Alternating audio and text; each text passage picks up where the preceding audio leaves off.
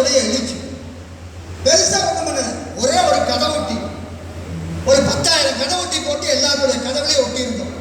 ஊருக்குள்ள வர வேட்பாளர்கிட்ட கேளுங்க, செய்யறன்னு சொல்லுவாங்க. ரைட், சொல்லிட்டீங்கல்ல, நான் ஒரு வருஷத்துல செய்யலைன்னா என் பதவியை ராஜினாமா பண்ணி எழுதி கொடுத்துருப்போம். இப்படி என்று 60க்கும் மேற்பட்ட இடங்களில் அவர்களை விரட்டி அடித்தோம். அதனுடைய தொடர்ச்சியாக மணக்குவாரியெல்லாம் மூடப்பட்டது. தமிழ்நாடு அங்கே கரூர்ல 12க்கு 10 மூடிச்ச நீதிமன்றம் எல்லா குவாரியும் முடிச்சு. எதுக்காக சொல்றேன்னா, எடுக்கக்கூடிய வழிமுறை என்பது மிக முக்கியமானது. இன்னைக்கு அது போன்ற ஒரு கோரிக்கையை ஒரு மக்கள் இயக்கம் இன்று முன்னெடுத்திருக்கிறது. பல கோரிக்கைகளை முன்வைத்திருக்கிறார்கள். அத்தனையும் வரவேற்கத்தக்க கோரிக்கை. நம்முடைய காங்கேயம் தொகுதி என்பது கிட்டத்தட்ட 60 கல்குவாரிகள். கல்குவாரியை ஒட்டி இருக்கக்கூடிய கிரசர், எம்சாண்ட், தார் பிளான்ட், ரெடிமிக்ஸ் பிளான்ட் என்று 300க்கும் மேற்பட்ட ஆலைகள் உள்ள தொகுதி. இந்த தொகுதியில மிக முக்கியமானது முதலிபாளையம் போராட்டம். நமக்கு தெரியும், குப்பைகளை கொண்டு வந்து பாறைக்குழியில கொட்டுறது. இதே காந்தியை தொட்டு இந்த பக்கம் எடுத்தீங்கன்னா கீழூர் சிவன்மலையில குவாரி, சென்னிமலை ஒட்டி தெம்பர் எடுத்தீங்கன்னா எட்டாமலையத்துல 10க்கும் மேற்பட்ட குவாரி, முருகத்தில் ரயில் இருக்கார் அவருக்குள்ள 5 குவாரி, வெள்ளகோயில் ஒட்டி குவாரிகள். நாளைக்கு இந்த குவாரிகள் எல்லாம் குப்பை கொண்டும் இடமாக மாற்றப்படும் என்று முகிலன் ஏதோ கணக்கு சொல்லல. இந்த அரசாணை 23/2022 தமிழ்நாடு அரசு 23/2022 தொழில்துறையில ஒரு அரசாணை வெளியிட்டிருக்காங்க. இந்த அரசாணை அடிப்படையில் பாறைக்குழிகள், இயக்கி முடித்த பாறைக்குழிகள் எல்லாம் குப்பையை கொட்டலாம்.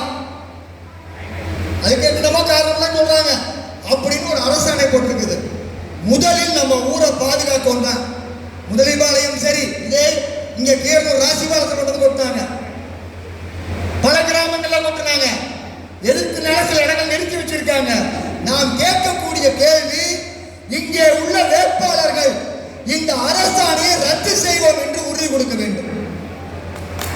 எழுத்துப்பூர்வமான உறுதி.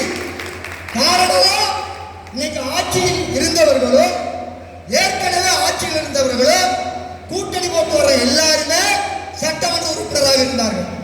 ஒருத்தர் கூட அதை பற்றி பேசல. ஒருத்தர் கூட சட்டமன்றத்தில் இந்த அரசாணையை ரத்து பண்ண வேண்டும் என்று பேசவில்லை.